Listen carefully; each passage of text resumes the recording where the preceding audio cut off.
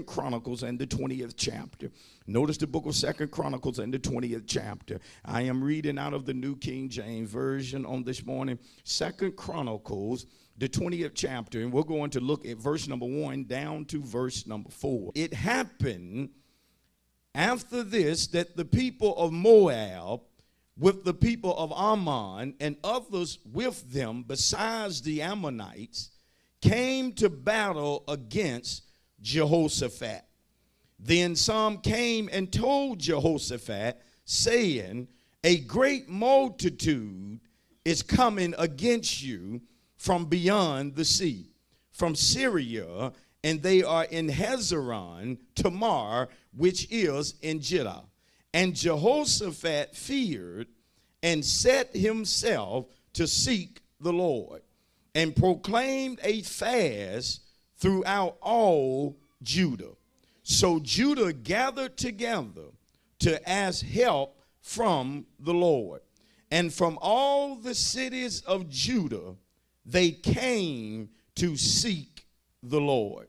Notice in verse 2, Jehoshaphat received some devastating news that a powerful enemy was coming against him, or was aligning themselves to do battle with him.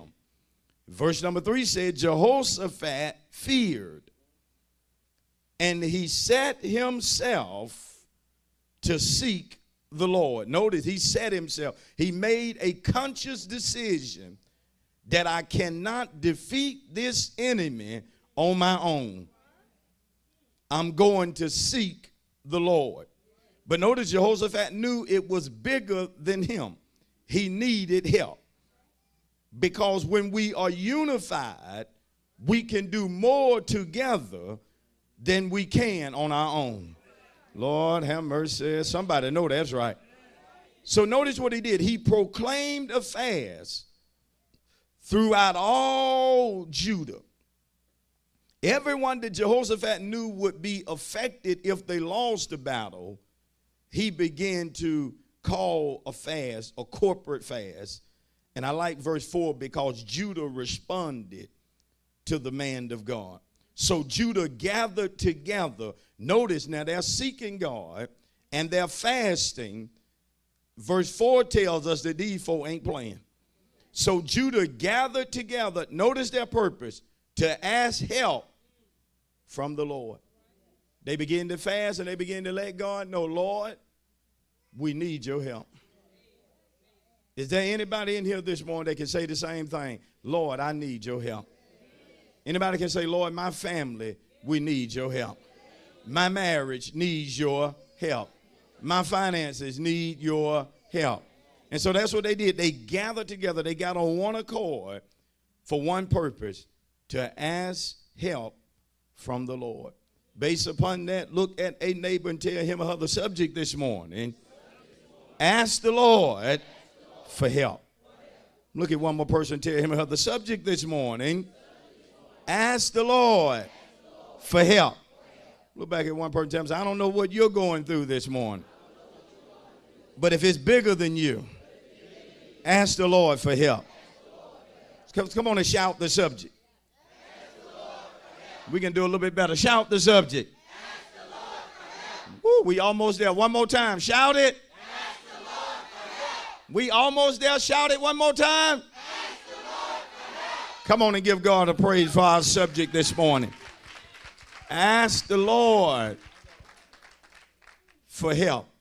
One of the main characters in 2 Chronicles 20 is the king Jehoshaphat, the king of Judah. Jehoshaphat's name means Jehovah has judged.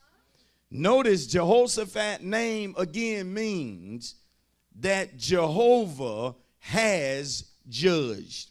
In other words, when it came to Jehoshaphat, he understood who the real judge was. Jehoshaphat understood who was really in charge. Ask your neighbor, say, I wonder, do you know this morning who's really in charge? Some of us, we don't really know, and that's the reason we're not saying that. But it's good to know who's really in charge. Good to know who's really running things and who has all power and who just talking to talk just to be talking. I wonder this morning, do you know that God has all power? I wonder this morning if you really recognize that the God that you serve is a sovereign God, and he is in control of the heavens as well as the earth. I wonder, do you know this morning that man is no match for the God that you serve? See, you need to know God as being the supreme judge. You need to be able to know when you get a bad report that it ain't over until God says it's over. You need to be able to get some negative news and stab the person right back in their face and let them know God is going to do for me what he promised me he would do. Despite what you're telling me, I know God has the final say. Is there anybody in church this morning that your life is an example of the fact that it ain't over until God says that it's over? Is there anybody that has had folk to give up on you, had people to walk out on you, had folk to tell you certain things was not going to happen, but you got a testimony this morning?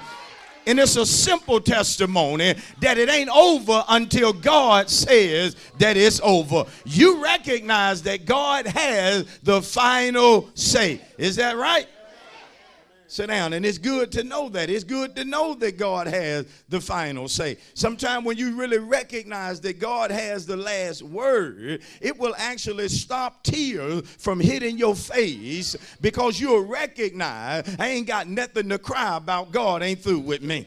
I'm talking when folk threatening to come pick up something that you know God gave you, you ain't going to be sitting in the house shaking in your boots. You're going to recognize that God gave it and man can't take it away. And if God allow him to take it away, he got something better. Do you know God like that? That if he allowed you to lose, he going to add more to you because he allowed you to lose. You got that Job mentality. Again, it ain't ever over until God says it's over. I don't care how educated a man may be. I don't care how powerful or how eloquent he or she may speak. As saints of God, it is our duty to recognize that God has the final say when it comes to you and I. Now, Jehoshaphat was the son and the successor of Asa, who was king of Judah. And so when Asa's reign ended, his son Jehoshaphat began to take over the kingdom. Now Asa, his father, was a good king, or he was a godly man. But notice now, Jehoshaphat and Judah are in need of God's help. Now listen to what it means to help. First of all, when you ask God to help, you're first of all asking God to aid or to assist you.